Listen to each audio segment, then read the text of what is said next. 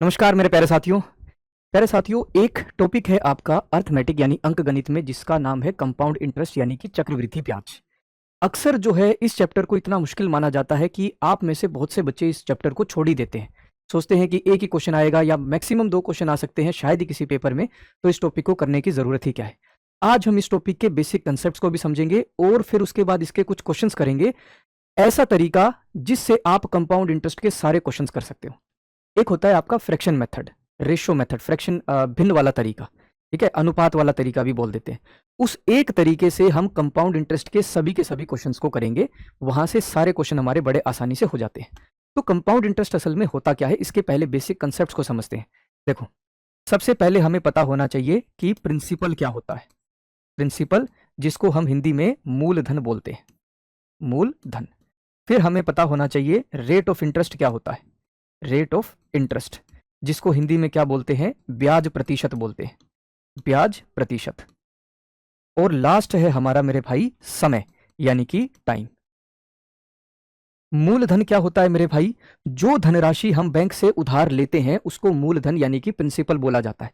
मान लो आपने बैंक से जो है 10,000 रुपए उधार लिए, या फिर आपने किसी को 10,000 रुपए उधार दिए, तो जो धनराशि उधार ली जाती है या बैंक से या किसी से उधार ली जाती है उसको हम मूलधन बोलते हैं।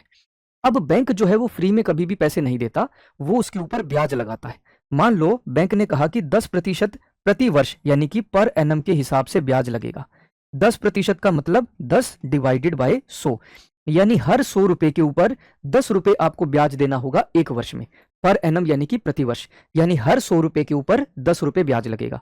दूसरा सवाल बैंक ये पूछता है कि भाई आप कितने समय के बाद पैसे को लौटा दोगे। आप ये कहते हो कि भाई मैं 3 वर्ष के बाद जो है ब्याज ब्याज समेत पैसे लौटा दूंगा। तो समय कितना हो गया मेरे भाई, 3 वर्ष हो गया।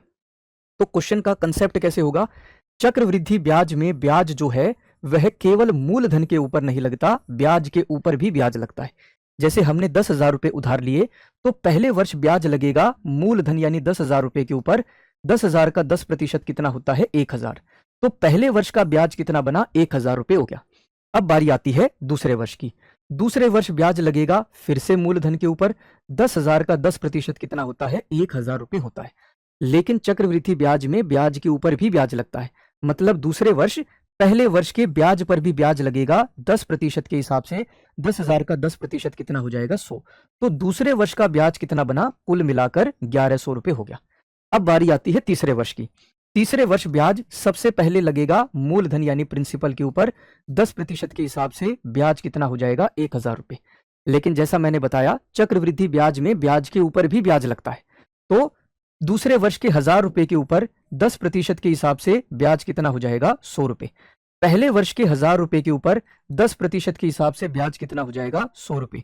दूसरे वर्ष के 100 रुपए के ऊपर 10% के हिसाब से ब्याज कितना हो जाएगा, 10 रुपए। यानी तीसरे वर्ष ब्याज कितना बना, कुल मिलाकर 1,210। पहले वर्ष का ब्याज 1,000, दूसरे वर्ष का ब्याज 1,100, तीसरे वर्ष का ब्याज 1,210 रुपए हो गया। इस तरीके से ब्याज चक्रवृद्धि ब्याज में लगता है, ठीक है। अब हम हर एक क्वेश्चन को रेशियो मेथड यानी अनुपात वाले तरीके से करेंगे, जिससे आप कंपाउंड इंटरेस्ट के सभी की सभी क्वेश्चंस को कर सकते हो, अगर आपको क्वेश्चन में रेट ऑफ इंटरेस्ट यानी ब्याज की दर प्रतिशत दी हुई है। जैसे आज का सबसे पहला क्वेश्चन, 1,500 रुपए पर 2 वर्षों के लिए 10% प्रति वर्ष की दर से चक्रवृद्धि ब्याज बताइए। Compound interest on ₹1,500 for 2 years at 10% per annum. मेरे भाई 10% यानी कि 10/100 अनुपात में कितना हो जाएगा, रेशियो में कितना हो जाएगा, 1/10, 1/10 हो जाएगा। इसका मतलब पहले वर्ष मूलधन अगर 10 रुपए है तो 1 रुपए ब्याज लगा, मिश्रधन यानी कि अमाउंट कितना हो गया, 11। दूसरे वर्ष फिर से 10 रुपए के ऊपर 1 रुपए ब्याज लगा, मिश्रधन कितना हो जाएगा, 11। यानी शुरुआत में अगर मूलधन 100 रुपए था तो 2 वर्षों के बाद मिश्रधन कितना हो गया, 121। तो ब्याज कितना बना, चक्रवृद्धि ब्याज कितना हो गया, 21 रुपए हो गया। पर क्वेश्चन में मूलधन 100 नहीं, असल में कितना दिया हुआ है, 1,500 रुपए दिया हुआ है। 1 यूनिट की वैल्यू यहां से कितनी हो गई, 15। 21 को भी 15 से गुणा कर देते हैं, 15 कम 15, 15 दूनी 30 और 1 31। चक्रवृद्धि ब्याज कितना हो जाएगा, 315 रुपए हो जाएगा। ऐसे ही 8,000 रुपए पर 2 वर्षों के लिए चक्रवृद्धि ब्याज ज्ञात कीजिए, जहां ब्याज पहले वर्ष 12.5% और दूसरे वर्ष 11 से ही 1/9% है। Find the compound interest on ₹8,000 for 2 years when rate of interest is 12:1/2% for first year and 11:1/9% for the second year. 12.5% अनुपात क्या होता है मेरे भाई? 1/8, 1/8 होता है। यानी 8 रुपए के ऊपर 1 रुपए ब्याज लगा, मिश्र धन कितना? 9। दूसरे वर्ष 11 सही 1/9% अनुपात क्या होता है? 1/9 होता है। यानी 9 रुपए के ऊपर 1 रुपए ब्याज लगा, मिश्र धन कितना हो जाएगा? 10 हो जाएगा। कैलकुलेशन को आसान करने के लिए आमने सामने अगर वैल्यू कट रही है तो मैंने वैल्यूज को काट दिया। यानी शुरुआत में अगर मूलधन 8 रुपए था तो 2 वर्षों के बाद मिश्र धन 10, तो यहां से चक्रवृद्धि ब्याज यानी कंपाउंड इंटरेस्ट कितना हो जाएगा? 2। पर मूलधन 8 नहीं, हमें कितना दिया हुआ है? 8,000 रुपए, 8,000।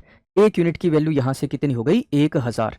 तो 2 को भी 1000 से गुणा कर देते हैं, चक्रवृद्धि ब्याज कितना हो जाएगा? 2,000। अगर हमसे मिश्र धन यानी अमाउंट पूछा होता तो 10 को 1000 से गुणा कर देते, फिर हमें यहां से अमाउंट यानी कि मिश्र धन मिल जाता। नेक्स्ट क्वेश्चन, 30,000 रुपए पर 10% वार्षिक दर से 3 वर्षों का चक्रवृद्धि ब्याज बताइए। Compound interest on ₹30,000 for 3 years at 10% per annum. फिर से 10% का अनुपात क्या होता है मेरे भाई? 1/10, 1/10। यानी 10 रुपए के ऊपर 1 रुपए ब्याज लगा, मिश्र धन कितना? 11। दूसरे वर्ष फिर से 10 से कितना हो जाएगा? 11। तीसरे वर्ष फिर से 10 से कितना हो जाएगा? 11। यानी शुरुआत में अगर मूलधन 1000 था तो 3 वर्षों के बाद मिश्र धन कितना? 1331। तो चक्रवृद्धि ब्याज कितना हो गया मेरे भाई? 331 रुपए हो गया। पर 1000 नहीं मेरे भाई, शुरुआत में मूलधन कितना दिया हुआ है? 30,000। एक यूनिट की वैल्यू यहां से कितनी हो गई? 30। 331 को भी 3 से गुणा कर देते हैं, चक्रवृद्धि ब्याज कितना हो जाएगा? 9,930। ऑप्शन सी हमारा आंसर हुआ। अगला क्वेश्चन, 24,000 रुपए पर 3 वर्षों के लिए चक्रवृद्धि ब्याज ज्ञात कीजिए, जहां ब्याज पहले वर्ष 12.5%, दूसरे वर्ष 11 सही 1/9% और तीसरे वर्ष 10% है। मेरे भाई पहले वर्ष ब्याज कितना है? 12.5%। अनुपात यानी रेशो क्या होता है? 1/8 होता है। यानी 8 रुपए के ऊपर 1 रुपए ब्याज लगा, मिश्र धन कितना? 9।